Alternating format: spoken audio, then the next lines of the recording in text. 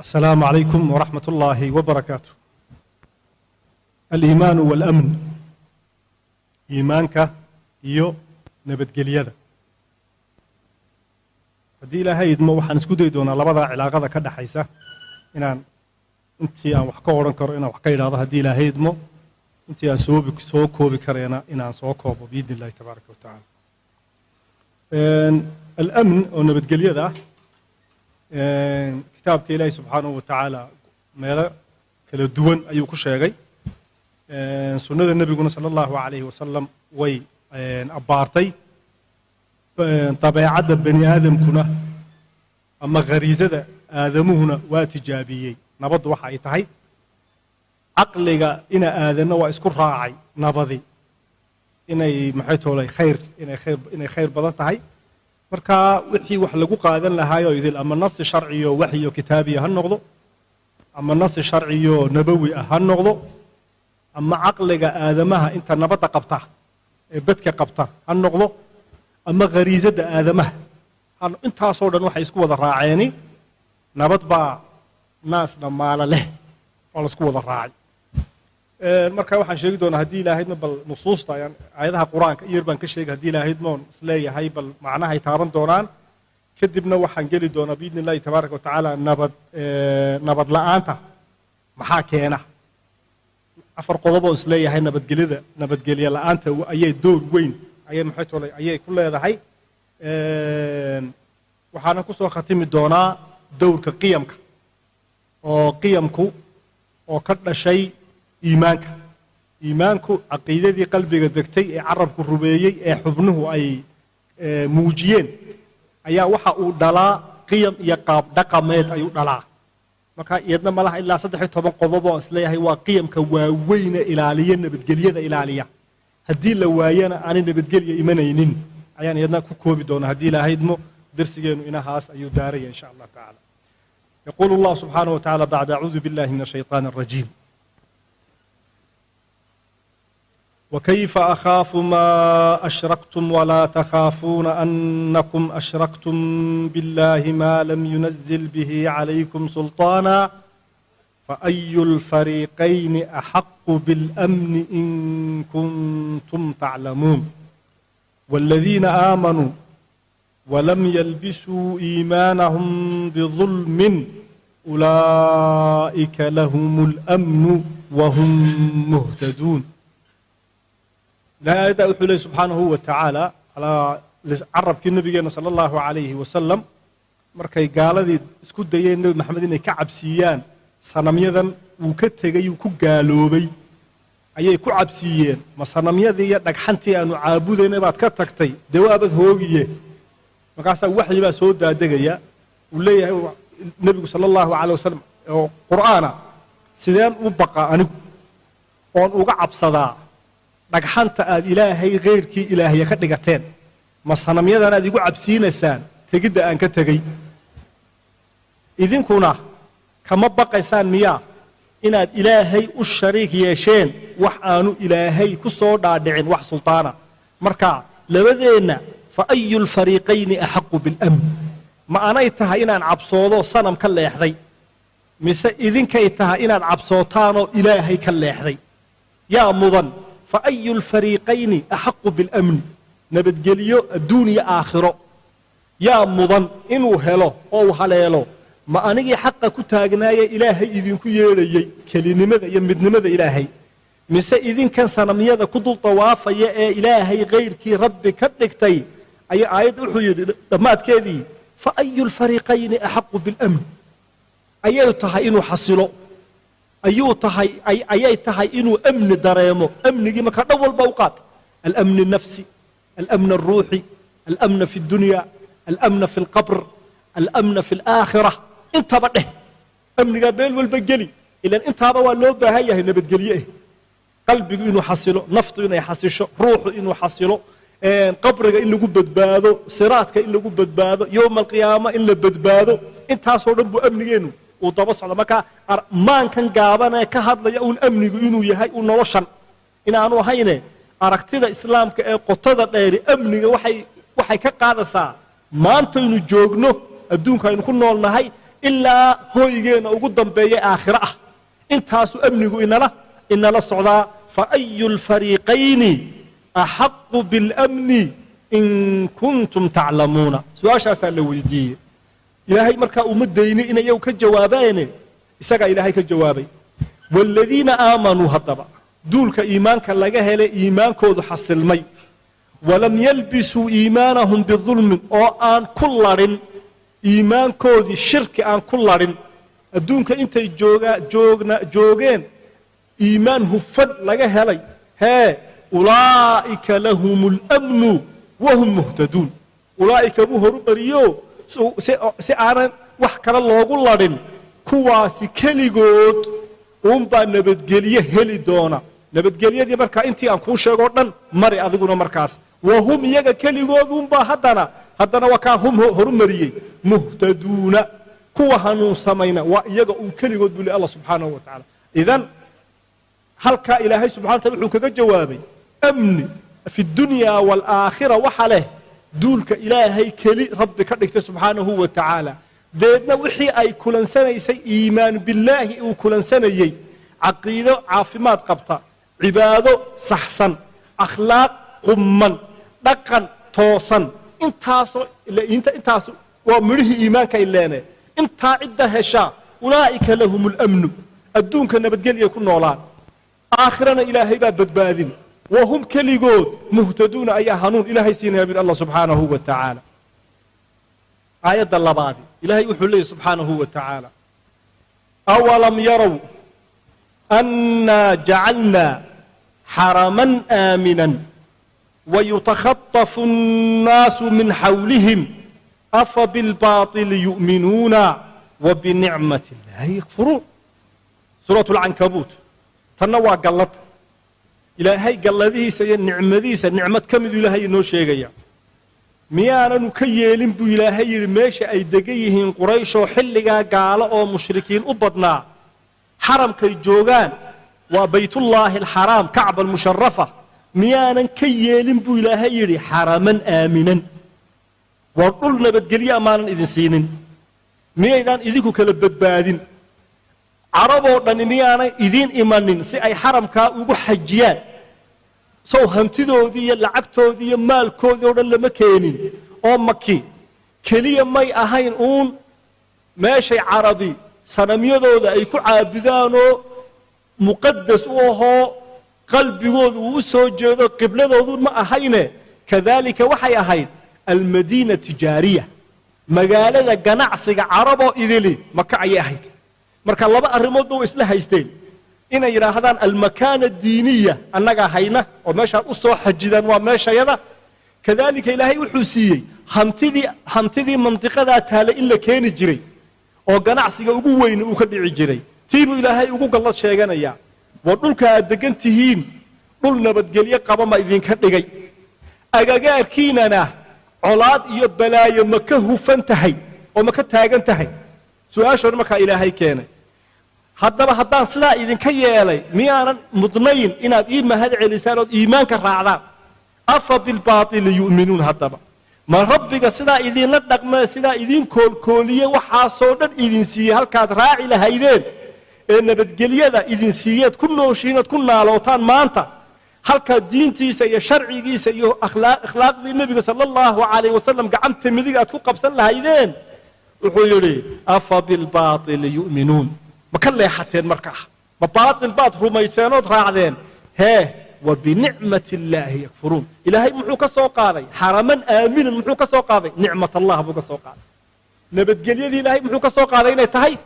nicmad iyo gallad ilaahay wabinicmati illaahi ma galladii ilaahay baad ku gaalowdeen ood maxay toolay ka leexateen waa aayaddii labaad ama aayadda saddexaad ilaahay subxaana wa tacaala waxa uu leeyahay waana aayadda aan rabo inaan uga dhigo madkhal mawduuca aan akhriyi doono haddii ilaahay falyacbuduu rabba hada albayt ha caabudaan baydkan rabbigiisa oo ilaahay ah waa ayo ilaahay baa isbaraya markaa waa ayo alladii waa ilaahii acamahu min juuc gaajo iyo abaar idinka badbaadiyey kow wa aamanahum min khawf cabsi iyo walbahaarna idinka badbaadiyey rabbigaasaa mudan inaad xaq u caabudaane caabuda xaajaat albashariya baa la yidhahdaa markaas alxaajaat albashariya ugu muhiimsani waxa weeyaan qofku inaanu boggiisa aanu u baqin maxaad ku ridi jidhkiisana aanu u baqin iyo naftiisa iyo inta uu jecel yahay talow maxaa gaadhi labadaasi qofku hadduu ka nabadgala nafsiyan saaka maxaad cuni qadada maxaad ku qadayn ubadkaagu maxay ku cashayn hugaad xidhan tahay halkeed ka keeni bacadka iyo dhaxanta meel aad ka gasho ma heli nabadgelyo maad soconi intaa haddii la helo waxaa la yidhaahdaa waa alxaajiyaat alaasaasiyatu lilbashariya waa waxyaabaha essentialka u ah bani aadamku inuu maxay tole inuu helo man asbaxa idinka qofkii idinka midee waa u beriyo aaminan fii sirbihi mucaafan fii badanihi cindahu quutu yowmihi fakaannamaa xiizat lahu dunya bixadaafiiriha qofka idinka midee waa u beriyey saaka ilaahay waaga ilaahay inoogu beriyey alxamdu lilaahi rabbi alcaalamiin rabbi laka alxamd waad soo toostay saaka jidhkaagiyo caafimaad qaba sariirtii ma jiiftid jidhkaaga waa kuu caafimaad qaba alxamdu lilah intaa dad jecleedeed ka naxaysayna waa kuu nabad qabaan alxamdu lilaahi rabbi alcaalamiin maanta waxaad cuni lahaydna kama werwersanid laala hooxdii yareede saakana waa soo maantana waa jimca wasladii yareedna meel bay taalaa biidni illaah gabalku markuu dumana qarmac yar iyo garow yar iyo caano meel aynu ka helno meel bay subxaana rabbika soo intaa meel kuma ogin oo ilaahay mahadii maaha intaasaa rasuulku wuxuu leeyahy markaa sala allahu calayhi wasalam intaa qofka haystu ilaahay iskugu daray jidhkiisiya u caafimaad qaba dad intuu ka naxayo u bad qaba haddii eebbukuur wuxuu maanta cuni lahaayoo meel uu ku og yahay maaha 10 sano waxaynu cuni lahayn maaha maanta wixii aad cuni lahaydood meel ku og tahay hee yaa rasuula allahi sala allahu calayhi wasalam fakaannamaa xiizat lahu dunya bixadaafiiriha waxaad moodaa buu yidhi qofka adduunka inta loo soo duuduubay in boggiisa loo saaroo la yidhi adaa adduunkii oo dhan hayste qaado waaya halkaas horta ilaahay subxaanahu wa tacaala uu dhigay qiimaha uu leeyahay nabadgelyadu iyo iimaanka sida uu ugu xidhan yahay haddii nabadgelyo maxaa keena nabadgelyo la'aanta markaa waxa ugu waaweynee keenaa waa maxay waxaynu nidhi baahiyaha aadamuhu baahiyihiisii asaasiga ahaa haddii laga leexdo oo la waayo ama laga leexiyo oo ulakac loogu sameeyo aadamaha khalkhal in la geliyo baahiyihiisii asaasiga ahaa waxaa imanaya nabadgelyo la'aan baa imanaysa aslan laba qodob baan taa markaa ka eegi alikhlaalu bilcilaaqaati bayna albashar aadamaha cilaaqadda ka dhaxaysa haddii khalkhal la geliyo ilaan geedama nihin geedadka ilaahay wuxuu u abuuray mid walba geed walba gees buu ilaahay u taagay jirriddiisa xididiisa midhihiisa caleemihiisa geedna geedu ma baahna alleelehee marka ay isbarcaminayaan ayay baahi isku qabaan markaana ilaahay baa u soo dira dabaylo wa arsalna ariyaaxa lawaaqixa taana ilaahay baa subxaanahu wa tacala tadakhula laakiin geed waliba iskii buu taagan yahay laakiin innaga ilaahay saa inagama dhigin waxa ilaahay inaga sameeyey subxaanahu wa tacaala cilaaqaadkeennii buu ilaahay sameeyey ama ha noqoto usra ama ha noqoto raxim iyo xidid maxay tole ha noqoto inaan wada noolaano oon wada joogno oynu isqadarinno oynu iskaraamaynaana waajib diini ayay noqotay maba kala maaranno nolosheennii oo dhan baa ku saabsan cilaaqaadkeennu inay hagaagaan oo saxmaan haddii markaa halkaa la geliyo khalal nabadgelyo la'aan baa imanaysa qodobka labaad ee nabadgelyada dhalinaya waxay culamaa ijtimaac isku wada raaceen ulooyinka sociologiga waxaa akhriyo waxay isku wada raaceen iyadna haddii la dumiyo bii'ada cilaaqadaynu bii'ada la leenahay dabeecadda taa lafteeda haddaynu farafarayno iyadna nabadgelyo la'aan ayaa iyadna halkaa maxay toolay yaa ka imanaysa qodobka koowaad cilaaqada dhexdeenna ka dhaxaysa oo khalal la geliyo ama sugnaan weydo waxaa madhar u ah ama waxay ka dhex muuqanaysaa qilatu alcadaalati alijtimaaciya waxaana ay gaaladu yidhaahdaan the lack of social justice cadaaladda bulshada oo lunta hadday bulshadu kala dhaqaaqdo in yaroo hanti haysata hantideeduna hanti goosad ay tahay iyo in badanoo waxba haysan luqmada afka ay saarto aan haysanin zakadii iyo sadaqadii iyo nafaqadii iyo gurmadkii islaamka ku yaalayna la joojiyo oy ummaddu kala dhaqaaqdo waa waxyaabaha koowaad ee khalalka keena nabadgelyada alcadaala ijtimaaciya oo la waayo waa kow laba oo iyada lafteeda ah tawsiicu lmawaarid meel baynu wada degannahay waddankanaynu wada degannahay waxbaa soo gala wixii yaraaya soo gelayey haddii bulshada galbeed ilaa bari waqooyi ilaa koonfur miyi iyo magaalo tuulo iyo magaalo weynba hadduu meel qof waliba inta uu istaahilo wixiisa loogu geyn waayo uu halkiisa ku qanci waayo aw nabadgelya marka labadaa qodob in la ilaaliyo waa cilaaqaadka bashariga ka dhaxeeya waa maxay alcadaala ijtimaaciya saboolkii agoonkii miskiinkii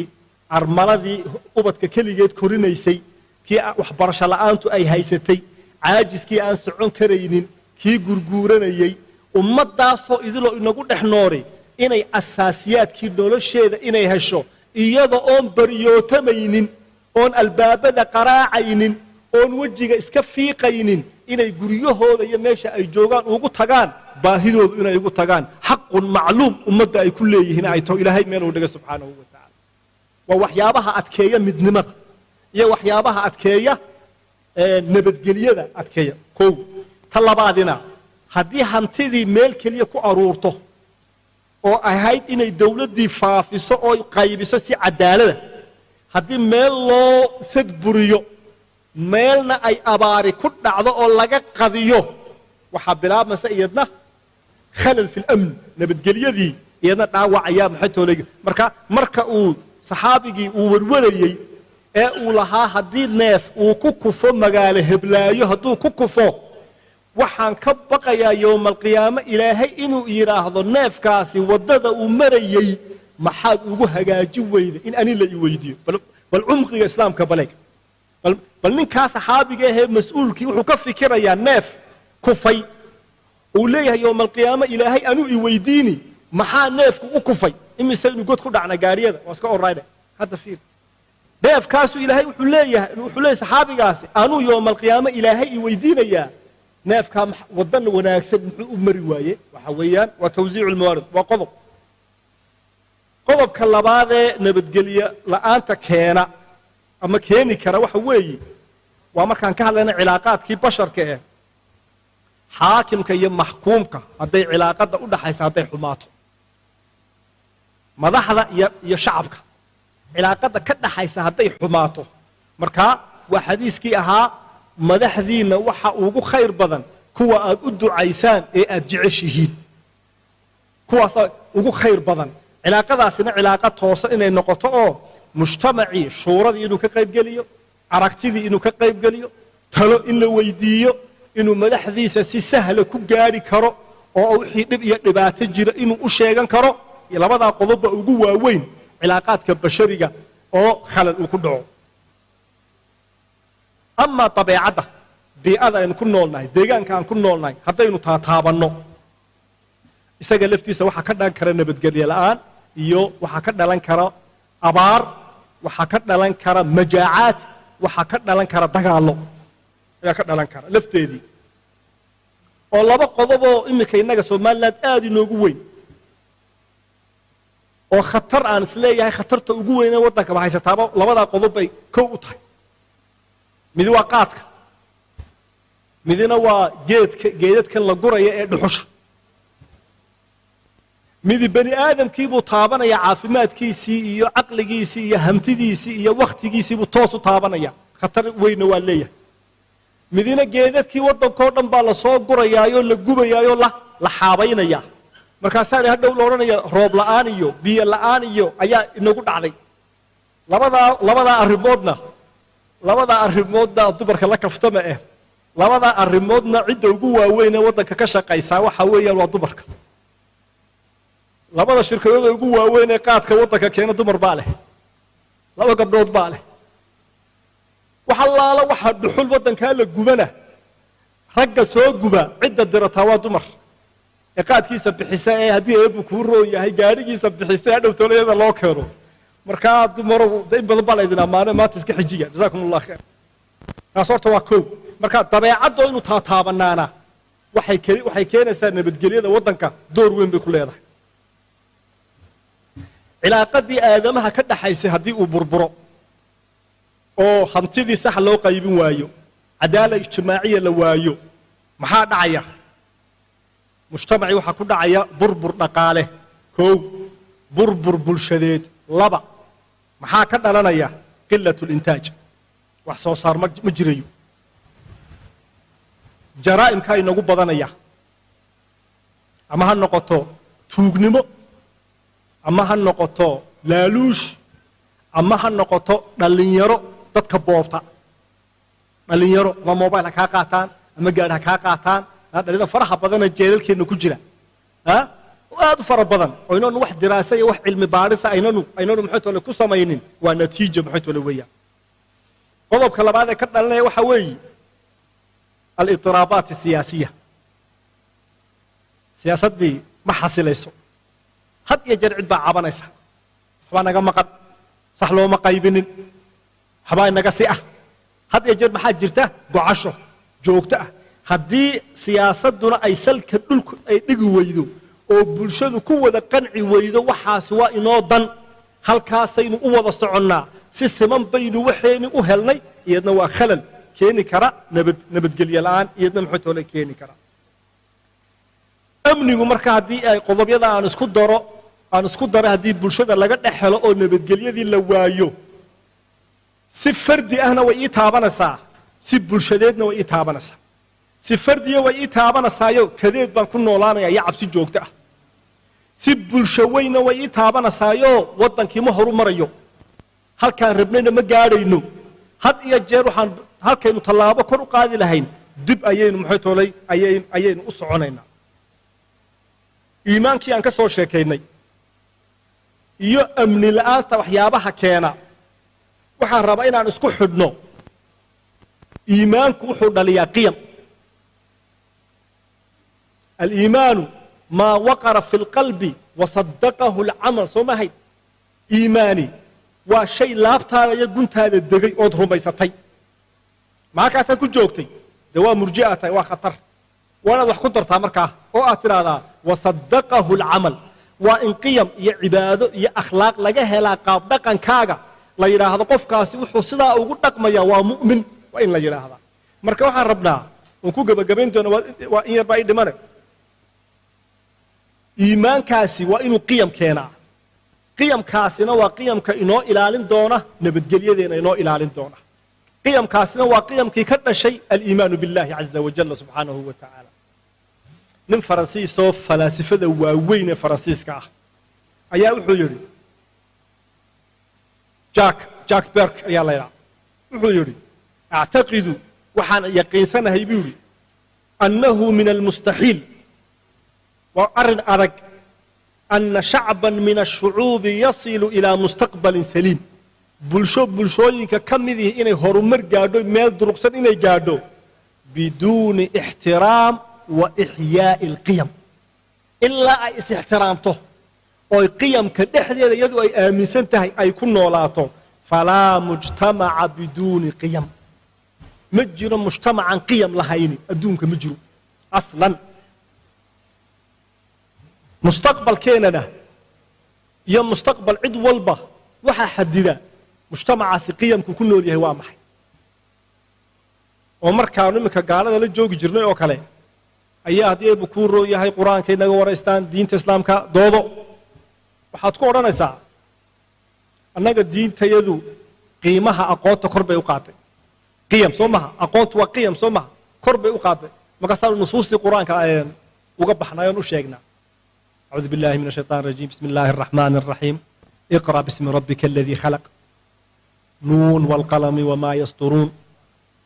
قل هل يستوي الذين يعلمون والذين لا يعلمون يرفع الله الذين آمنوا منكم والذين أوتوا العلم درجات إنما يخشى الله من عباده العلماء آيات كاسانو كبحنا أي أحاديث النبي صلى الله عليه وسلم كاسوا محي ونصوص قرن وتكست قرن والنص جي markii anagu hadalku markuu anaga naga gudbo ayaa jawaabtu maxay noqonaysaa oo maslahaasaad cilmigu agtiinu qiyamkaas ha agteeda cilmigu waa all right halkeed aqoonta maanta kaga jirtaa ma markaa su'aasha daba noqotaa markaa aqoonta maanta adduunka taala halkeed kaga jirtaa maxaad curuseen maxaad soo saarteen maxaad qortaan aqoonyahankiin iyo culimadiini maxay wadanada muslimiinta uga soo yaacayaan sida shimbiro geed ka haaday oo kale ay anaga noogu yimaadaan maxay anaga culimadiina nooga qarafaystaan hadda sida agtiina cilmigu qiimasaa ugu leeyahay maxaa idin helay koow laba waxaan u sheegi jirnay haddana cadaaladda islaamku halkuu kaga jiro nusuustii cadaaladda oo dhan baanu haddana akhrina qaala allaahu waqaala markaas haddana intay qoslaan bay yidhahdaan ma halkaasna cadaaladda ka joogtaan ولا يجرمنكم شنآن قوم على ألا تعدلوا اعدلوا هو أقرب للتقوى الله أكبر مركز عدالة نلقى بس مرة بعد عدالة كتير عنك ميل وين بين نجات الله هيه ما حد يسكت عنتين أو يسكت ضحية أو يسكت دشين أو ودن كيدو بربرسين أو جار كيدو برسين أو سوق حدين إذن كي أوبت كيني ما حد أكتير قحوتي وقلت يدنوقر في سنة أو عدالة إذا كل بدبادين يسمى كهذا الكين الجوكتان ما حد تصالون كإذا كشاكينه واحد إذا كشاكينه واحد ربع إيمان كان قلبي قد جي هدي لوايو نول المعلومات كوح كرر الشيء الله يراهض مرها قرح ضبضان واحد اللي إيمان كي أن رمى اثنين كلية شيء شديسة على مسؤول وين بصارة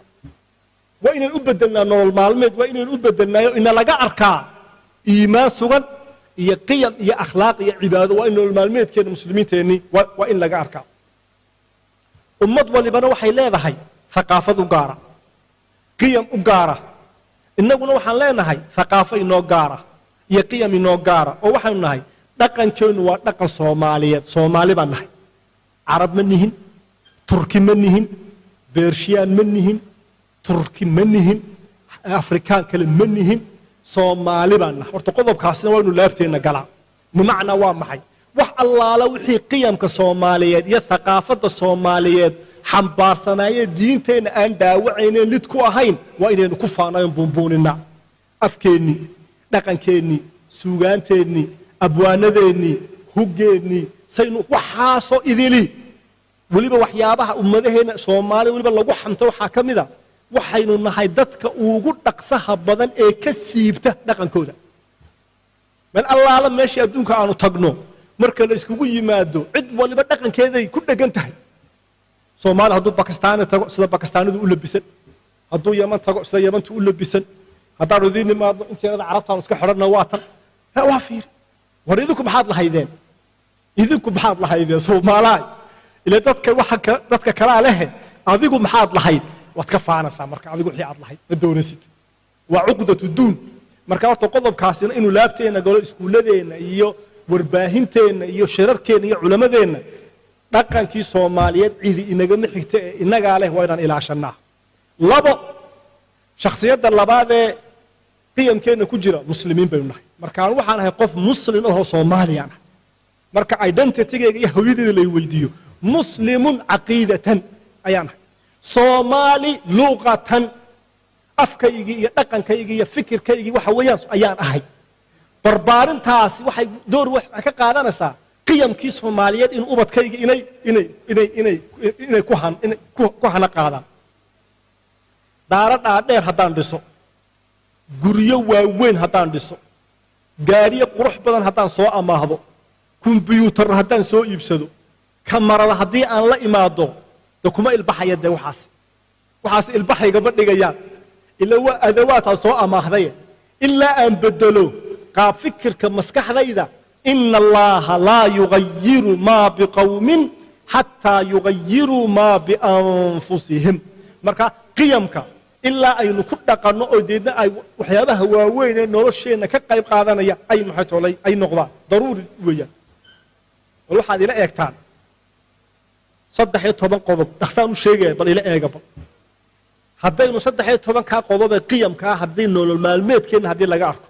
oo dawladeena laga arko oo dhaqaalaheena laga arko oo siyaasaddeena laga arko oo bulshadeena laga arko oo fikirkeena iyo dhaqankeena laga arko nusuusteedii waqti uma hayo ma sheegayo waxaan rabaa inaan maskaxdaada flash ahaan oo kale inaan ila dhageyso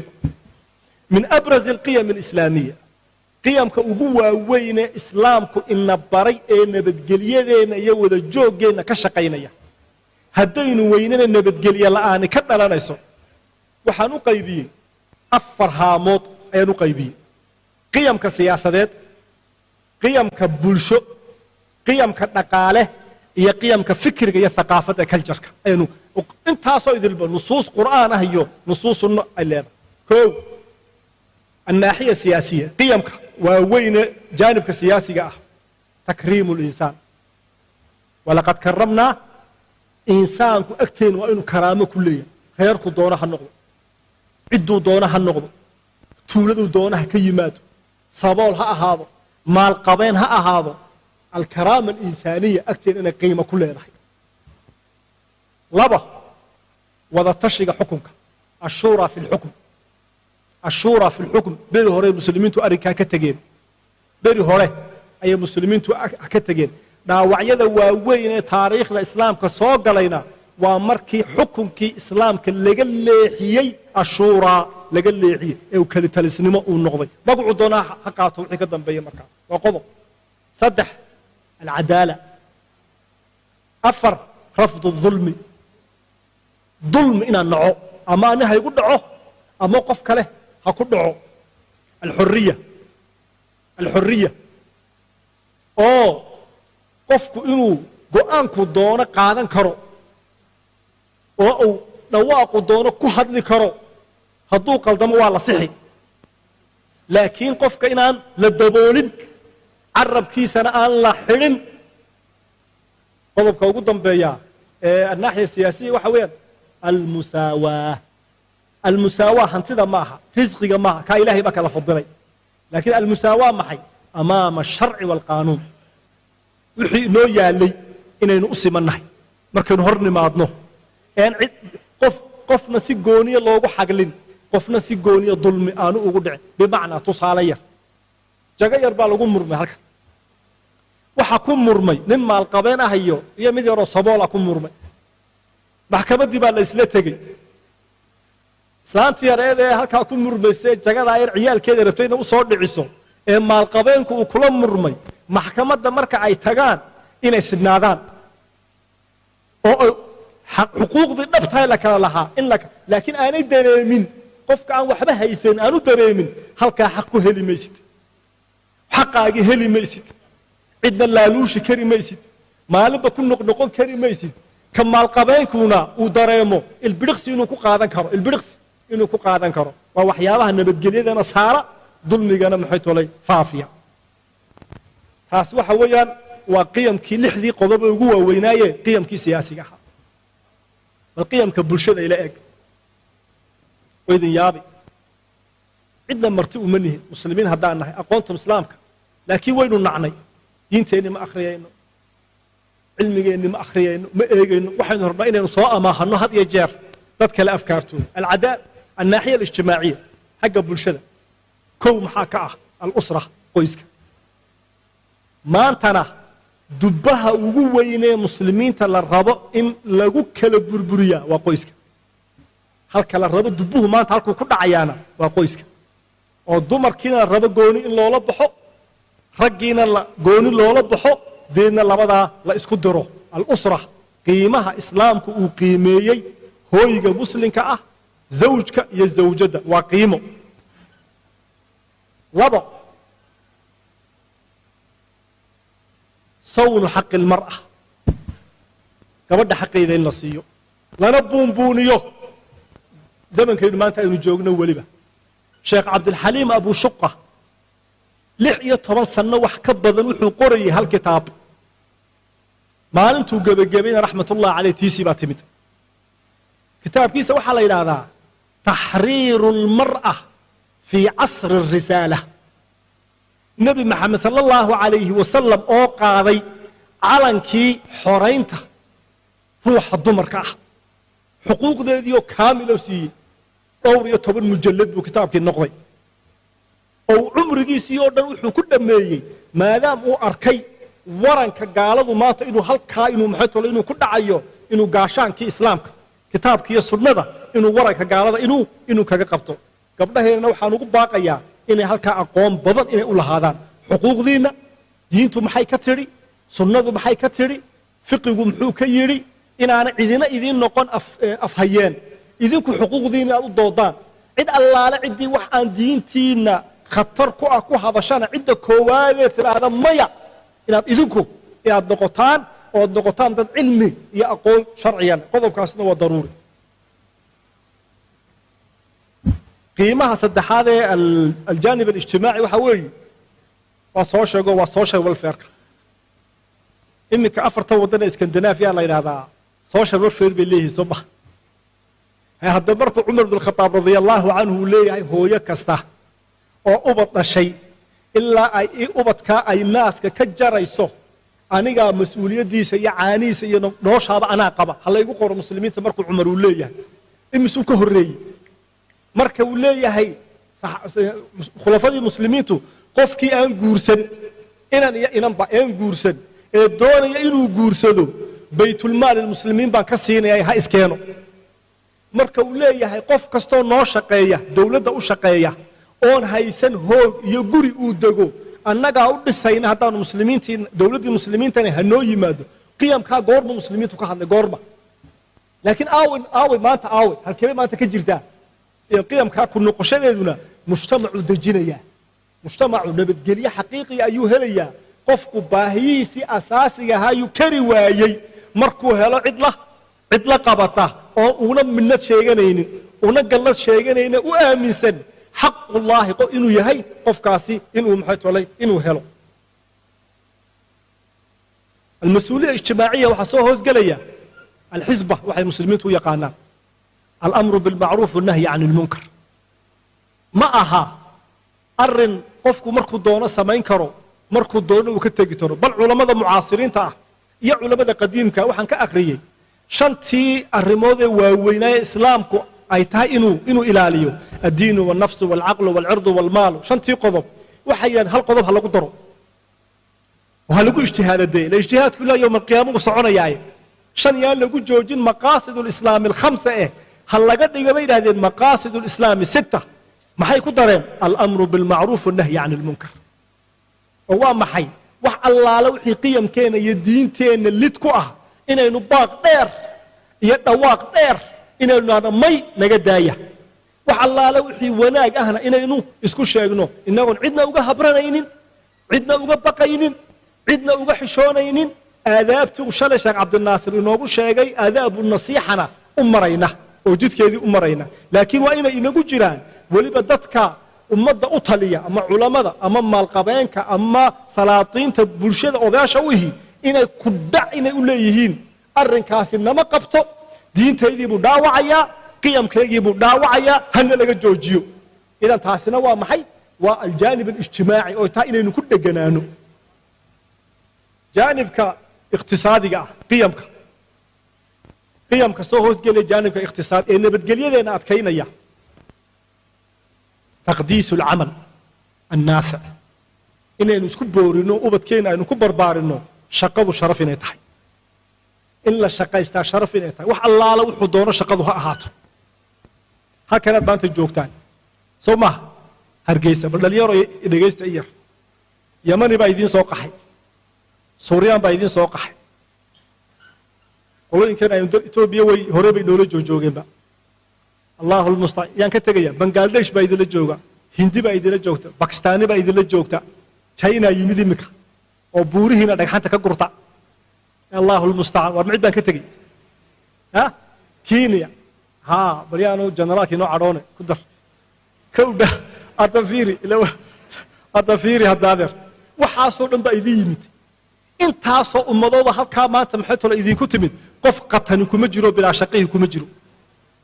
qof walba wuu ka lahaayo dollar buu halkaa ka xawilaa ma xawilo hadda shin somaliland dollar buu halkaa ka xawilaa mid waliba shirkadaha xawaaladaha la weydiiyo hadday xogtayda siinayaan bal inta la xawilo bal waddankaas adduunkana waa la soo saaraa sanadkii inta lagaa xawilo waa la soo saaraa transparency waa la soo dejiyaa wixii waddanka loo soo xawilana waa la sheegaa wixii waddanka laga xawilana leen dhaqaalihiiba index lagu eegaa ileene bal inta ajnabiya idinla joogta halkaa idinla joogta ee soo kallahday ee idin soo shaqo tagtay intay wax idinka xawilaan iyo waxay shaqo qabsadaan bal kaalay arka haye innagiina maxaan leenahay haddaanan shirkadaha waaweyn haddaanan shaqo ka helin gaari weyn haddaanan helin xabad yaro oo raayda halkan haddaanan ka qabsanin shaqadii igu soconaysay aniga maaha marka halkaan waxaan rabnaa inaan bedelno laanna haddii bilaa shaqadu ay nagu badato saboolkiiba inagu badan saboolnimadu hadday inagu badatana social welfare ma haysanno marka nabadgelyada aad raadinaysaa waa maxay markaa nabadgelyada aad raadinaysaa waxaa weeyaan dhallintaadii soo kacday inaad shaqo u abuurtid oo ay foofaan wax yar iyo wax weyn wuxuu doonaa nin baa nebigu yimi sala allahu calayhi wasalam markaasuu yidhi maxay tole waxaan u baahanahay waxa la isiiyo ninkii buu nebigu yidhi sala allahu calayhi wasalam war gurigii maxaa kuu yaalla waxba maxaad haysataa waxba markaasuu yidhi waxaan haystaa malaha maxay tole wax yar baa guriga kaalay buu ku yidhi ii keen labadii arrimood buu nebigu masaajidkii intuu nebigu ka dhex kacay buu yidhi yaa iibsanaya yaa ninkaa ka iibsanaya labadaa arrimood saxaabi baa yidhi anaa ka siisanaya 1 dirham nebigaa yidhi ar mid kale ugu dar 2 dirham uga dhig waa yahay buu 2 dirham baan siistay 2 dirham buu nebigu siiyey ninkii sala allahu calayh wasalam war waxaad samaysaa bil horta dirham gudin iyo xadhko ku soo iibso gudinna dirhamna reerkii maanta uga tag suuqa galoo soo xaabo soo gur xaabo oo magaalada madiine xaabada ku iibi 15 maalmood ka horna yaanan ku arkin ninkii baa shaqo tegey gudintii wuxuu qaatay xadhkihiisii duurku galay intii nebigu sheegay kadib uu yimi sala allahu calayhi wasalam war maxaad haysataa buu yidhi maanta 10 dirham baan haystaa buu yidhi kaasha 10 dirham baan haystaa markaad iminka leedihiin microfinance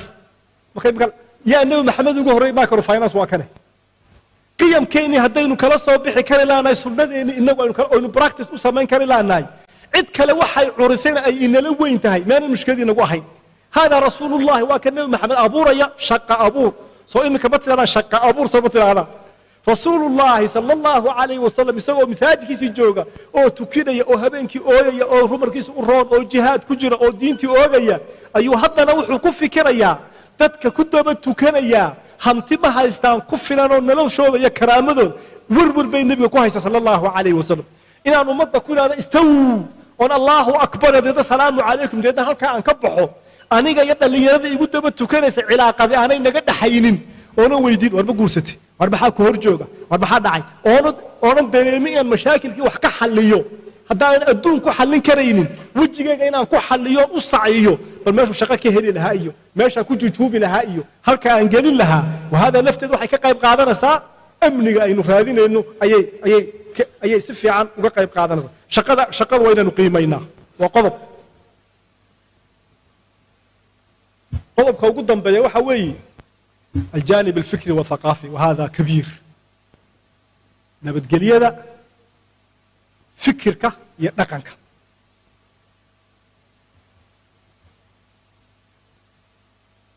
كو هذين إمك statistics ويدينو 4 مليون باتران سومال لا ذوي جوغان أوكي إمسا وحقرا إمسا أنا وحقرن انت اوح قرن وامسح وحنا قرن وحنا aan akhriyin mujtamacin waa tira intee leeg bitahay waa meelaha ugu tirada badan adduunka waa meelaha ugu tirada marka aqoontaan ka hadlayna iyo islaamkaan ka hadlayna iyo horumarkaan ka hadlayna iyo midnimadaan ka hadlayna iyo wax soo saarkaynu ka hadlayna halkee ummadiiba laa taqra wala taktub hadda fiir hadda marka bir hore waxaan soo saaray waxaan u sheegay qolooyinka masaajida jooga arrin baan u sheegay halkaan ninka uga faa'iideysanaya taqriiban hargeysa waxa la ilaa 600 oo masjid baa ku jooga ayaa ka jira 600 oo masjid ayaa la igu jira taqriiban magaalo walba inta laagtahay masaajida ku filan baa ku yaala masaajida salaadaha marka lagu tukado la isku daro salaad walba ka soo qaad 30 daqiiqo lagu tukado 5 salaadood oo min 30 daqiiqo halka iska dhig maalintii kale oo dhan way maran tahay masaajidkii waa maran yahay leyrkii waa free biyihiisii waa free gogoshiisii waa nadiif haddaynu nahno masaajid waliba xaafaddaa uu jooga hooyooyinka jooga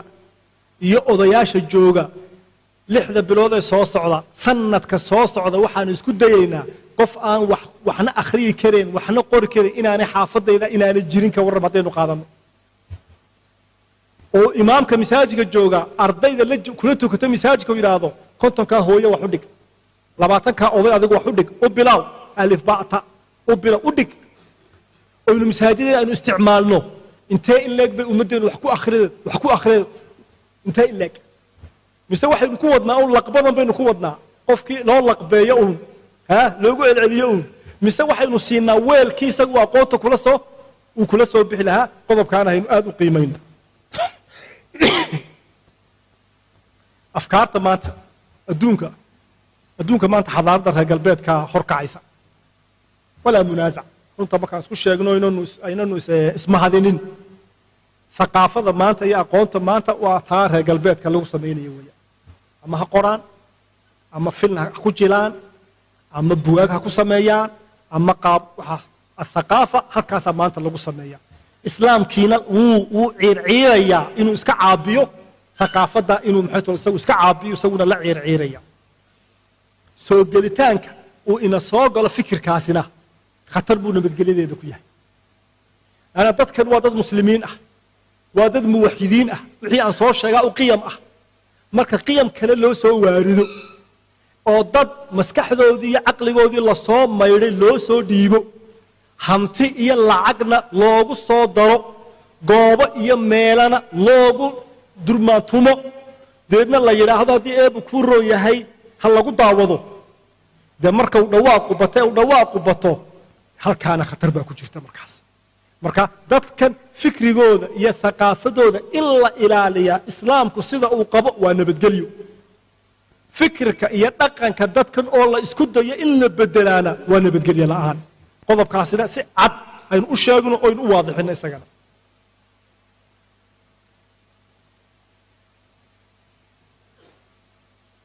haddii iimaan la waayo ka warrama haddii iimaan la waayo ma fi iimaan wax la rumaysan yahay haddii la waayo ka warrama qoraagii weynaaye ruushka ahaa Dostoevsky هذا هو وين الروش راح كقري أيها الحجري إذا مات الله فكل شيء جائز قفك لا بتيس هدي إله لجوايو إله إيمانك هدي لجوايو وحول بقفك كفي لمير هذا كافر إذا مات الله هدو إلهي كل أحد أنت حاشا لله قلبك قفك هدو كل أنت بيوري فكل شيء وحول بقفك كفي له غش إنه كغش كفي له بين إنه كوش كفي له hanti goosad keligii inuu noqdo oo lacagta keligii aruursado ka filo laaluush ka filo inuu ku xado ka filo inuu hadii eebu ku leeyahay inuu ku iibiyo ku dalaalo wadanka iyo badda iyo biyaha inuu dalaalo bixiyo in yar isaga uu qaato waa suurtagal alqatlu ka filo alisticmaar kolonise inuu ku gumaysto ka filo wax walba ka filo qofka hadii laga waayo الإيمان بالله هذه محتوى ولا جوايو الإيمان وإن صينيا طمأنينة القلب قلب جينا كدجيا عقل جينا كحصليا حبنا هنا كو نجاديا نبت جليد حقيقنا وحويا ألا بذكر الله تطمئن النفوس قلب جمركو حصله وان كان نبت جلي أدنى وادي نبت جلي إلهي مركان قانو وان كن نبت جلي أدنى وادي نبت جلي مركا الإيمان والأمن سلاسي أي كوة الجيران وصلى الله على سيدنا محمد وعلى آله وصحبه وسلم السلام عليكم ورحمة الله وبركاته